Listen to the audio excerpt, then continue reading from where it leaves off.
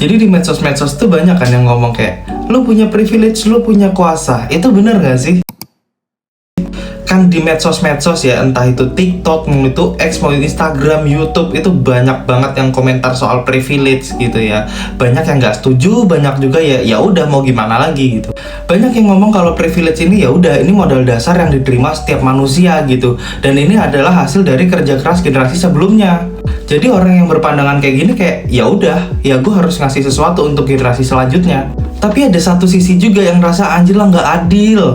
Mereka enaknya mau dapat sesuatu nggak usah capek-capek gitu, diem aja udah dapet gitu.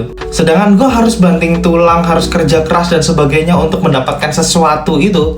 Sampai kalau di TikTok tuh muncul kata-kata kayak gini, kita ini perintis bukan pewaris, anjay. Menurut As'ali dan Hasan Kuba dalam bukunya The Unfair Advantage, itu mengatakan kalau privilege itu dapat diperoleh dari berbagai faktor.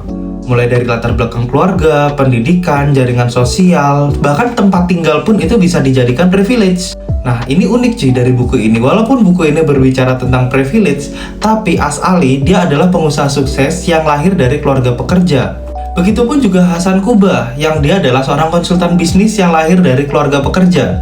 Nah, mereka berdua ini menyebut bahwa privilege ini adalah modal dasar untuk menjalankan kesuksesan seseorang. Nah, kayak yang dijelasin sebelumnya, privilege kan dibagi tuh, ada uang, money, atau ada intelligence, atau kecerdasan, ada juga location, ada juga education dan status. Jadi privilege ini nggak melulu soal uang atau relasi orang tua cuy. Bisa jadi orang tua lu mewariskan lu kecerdasan dan itu juga bisa dikatakan sebuah privilege.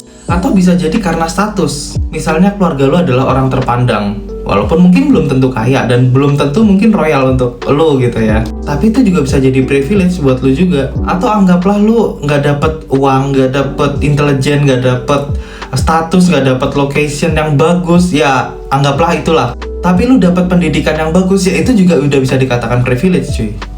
Jadi bisa dikatakan semua orang pasti dapat privilege. Tapi apakah privilege ini akan menentukan kesuksesan? Ya privilege pasti membantu untuk menunjang kesuksesan lu. Tapi itu hanya sebagai modal dasar aja. Kesuksesan itu gabungan dari faktor internal seperti ketekunan lu, kreativitas lu, kemampuan lu untuk belajar, dan juga mungkin pengalaman lu juga bisa bermanfaat. Dan juga faktor eksternal ya privilege itu tadi. Kayak lu misalnya punya privilege tapi lu nggak punya ketekunan, ya istilahnya lu cuma dimodalin tapi nggak dijalanin gitu. Atau sebaliknya, lu misalnya punya kreativitas, punya ketekunan tapi lu nggak ada modal, juga sama aja. Jadi ya keduanya itu sama-sama penting gitu loh.